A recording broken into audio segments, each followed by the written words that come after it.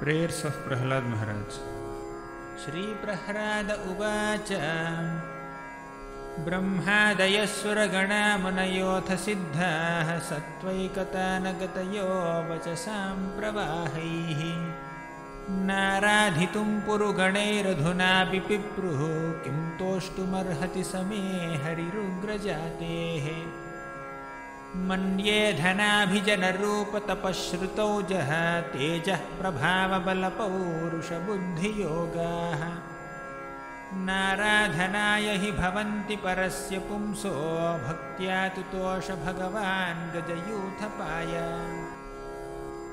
विप्राद्विषड्गुणयुतादरविन्दनाभा पादारविन्दविमुखात् स्वपचं वरिष्ठम् मन्ये तदर्पितमनोवचने हितार्था प्राणं पुनाति सकुलं न तु भूरिमानः नैवात्मनः प्रभुरयं निजलाभपूर्णो मानं जनादविदुषः करुणो वृणीते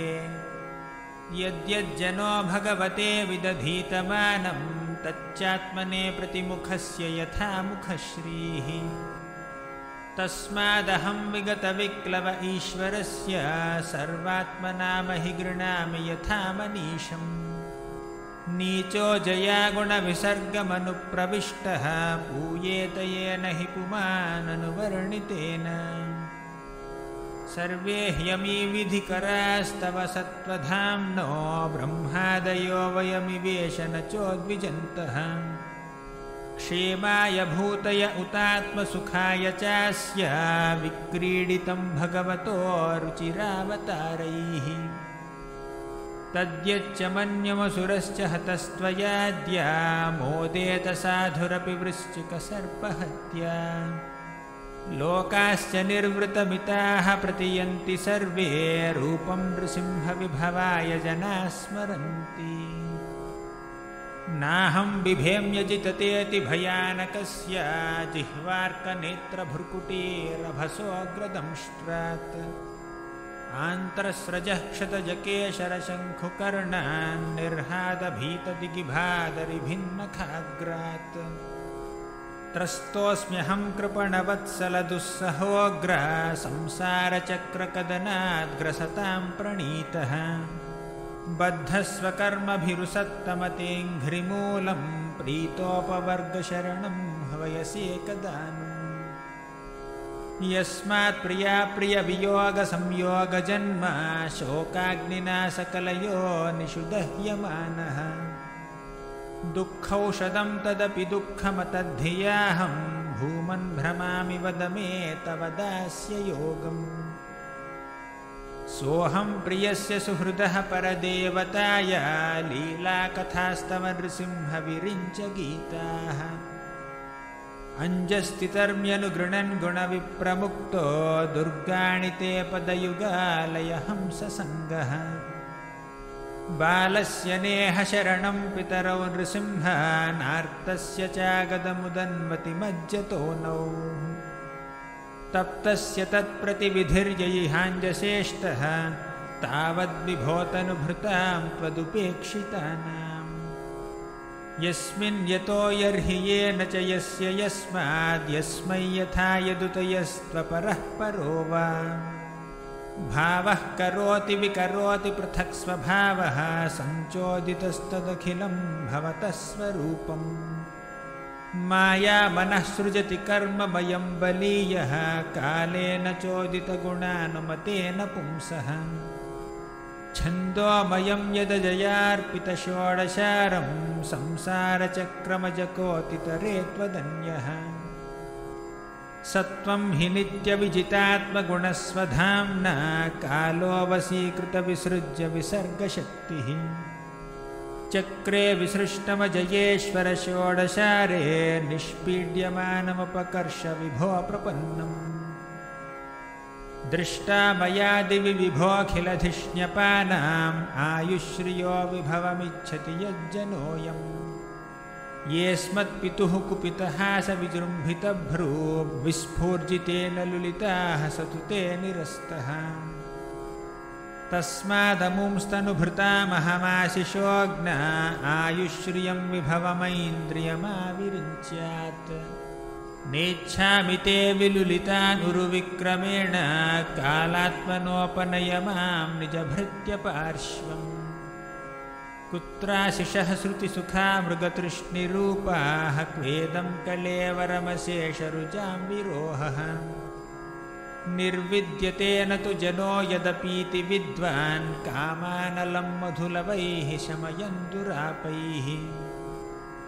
क्वाहं रजः प्रभव ईशतमोऽधिकेऽस्मिन् जातः सुरेतरकुले क्व तवानुकम्पा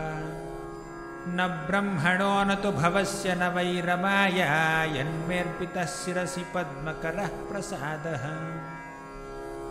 नैषा परावरमतिः भवतो ननु स्याज्जन्तोर्यथात्मसुहृदो जगतस्तथापि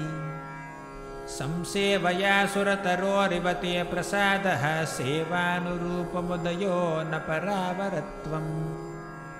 एवं जनं निपतितं प्रभवा हि कूपे कामाभिकाममनुयः प्रपतन् प्रसङ्गात् कृत्वात्मसा सुरर्षिणा भगवन् गृहीतः सोऽहं कथं न विसृजे तव भृत्यसेवाम् मत्प्राणरक्षणमनन्तपितुर्वधश्च मन्ये स्वभृत्यऋषिवाक्यमृतं विधातुम् खड्गं प्रगृह्य यदवोचदसद्विधुत्सुः त्वामीश्वरो मदपरो वतुकं हरामि एकस्त्वमेव जगदेतममुष्य यत्त्वम् आद्यन्तयोः पृथगवश्यसि मध्यतश्च सृष्ट्वा गुणाव्यतिकरं निजमाययेदं नानेव तैरवसितः तदनुप्रविष्टः त्वं वा इदं सदसदीश भवांस्ततोऽन्यो माया यदात्मपरबुद्धिर्यं ह्यपार्थ यद्यस्य जन्मनिधनं स्थितिरीक्षणं च तद्वैतदेव वसुकालवदष्टितर्वोः न्यस्येदमात्मनि जगद्विलयाम्बुमध्ये शेषेत्मना निजसुखानुभवो निरीहः योगेन मीलितदृगात्मनिपीतनिद्रः तुर्ये स्थितो न तु तमो न गुणांश्च युङ्क्षे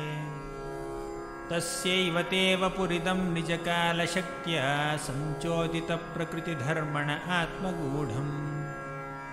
अम्भस्यनन्तशयनाद्विरमत्समाधेर्नाभेरभूत्स्वकणिका वटवन्महाब्जम् तत्सम्भवः कविरतोऽन्यतपश्यमानः त्वां बीजमात्मनि ततं स बहिर्विचिन्त्य नाविन्ददब्धशतमप्सु निमज्जमानो जातिङ्कुरे कथमुहोपलभेत बीजम् सत्त्वात्मयोनिरतिविस्मित आश्रितोऽब्जं कालेन तीव्रतपसा परिशुद्धभावः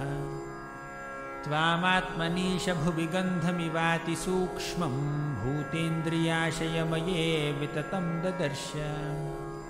एवं सहस्रवदनाङ्घ्रिशिरः करोरु नासाद्यकर्णनयनाभरणायुधाढ्यम् मायामयं सदुपलक्षितसन्निवेशं दृष्ट्वा महापुरुषमापमुदं विरिञ्चः तस्मै भवान् हयशिरस्तनुवं हि बिभ्रद्वेदद्रुहावतिबलौ मधुकैटभाख्यौ हत्वा न यच्छ्रुतिगणांश्च रजस्तमश्च सत्त्वं तव प्रियतमं तनुमामनन्ति इत्थं भृतिर्यगृषिदेव झषावतारैर्लोकान् विभावयसि हंसि जगत्प्रतीपान् धर्मं महापुरुषपाशियुगानुवृत्तं छन्नः कलौ तदभवस्त्रियुगोऽथ सत्त्वम् नैतन्मनस्तव कथासु विकुण्ठनाथ सम्प्रीयते दुरितदुष्टमसाधु तीव्रम् कामातुरं हर्षशोकभयैषणार्तं तस्मिन् कथं तव गतिं विमृशामि दीनः जिह्वैकतोच्युत विकर्षति मा वितृप्ता शीष्णोऽन्यतस्त्वदुदरं श्रवणं कुतश्चित् घ्राणोऽन्यतश्च फलदृक्व च कर्मशक्तिर्बह्व्यः सपत्न्य इव गेहपतिं लुनन्ति एवं स्वकर्मपतितं भव वैतरण्याम् अन्योन्यजन्ममरणाशनभीतभीतम् पश्यन् जनं स्वपरविग्रहवैरमित्रं हन्तेति पारचरपीप्रिहि मूढमाद्य कोऽन्वत्र तेऽखिलगुरो भगवन् प्रयास उत्तारणेस्य भवसम्भवलोपहेतोः मूढेषु वै महदनुग्रह आर्तबन्धो किं तेन ते प्रियजनान् अनुसेवतां नः नैवोद्विजयपरदुरत्ययवैतरण्याः त्वद्वीर्यगायनमहामृतमग्नचित्तः शोचे ततो विमुखचेतस इन्द्रियार्था मायासुखाय भरमुद्वहतो विमूढान् प्रायेण देवमुनयः स्वविमुक्तिकामा मौनं चरन्ति विजनेन परार्थनिष्ठाः नैतान् विहाय कृपणान् विमुमुक्ष एको नायं त्वदस्य शरणं भ्रमतोऽनुपश्ये यन्मैथुनादिगृहमेधिसुखं हि तुच्छं कण्डूयनेन करयोरिव दुःखदुःखम् तृप्यन्ति नेह कृपणा बहुदुःखभाजः कण्डूतिवन्मनसिजं विषहेतधीरः मौनव्रतश्रुततपोध्ययनस्वधर्मा व्याख्यारहो जपसमाधय आपवर्ग्याः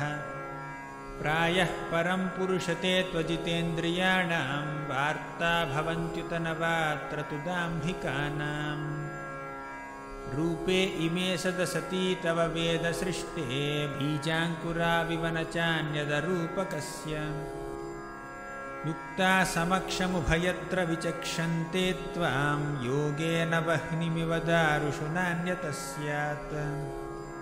त्वं वायुरग्निरवनिर्वियदम्बुमात्राः प्राणेन्द्रियाणि हृदयं चिदनुग्रहश्च सर्वं त्वमेव सगुणो विगुणश्च भूमन्नान्यत्वदस्त्यपि मनो वचसा निरुक्तम् नैते गुणानगुणिनो महदादयो ये सर्वे मनः प्रभृतयः सह देवमर्त्याः आद्यन्तवन्त उरुगाय विदन्ति हि त्वाम् एवं विमृश्य सुधियो विरमन्ति शब्दात् तत्तेऽर्हत्तमनमः स्तुतिकर्मपूजाः कर्मस्मृतिश्चरणयोः श्रवणं कथायाम् संसेवया त्वयि विनेति षडङ्गया किं भक्तिं जनः परमहंसगतौ लभेत हरे कृष्ण कृष्ण कृष्ण हरे हरे हरे राम राम राम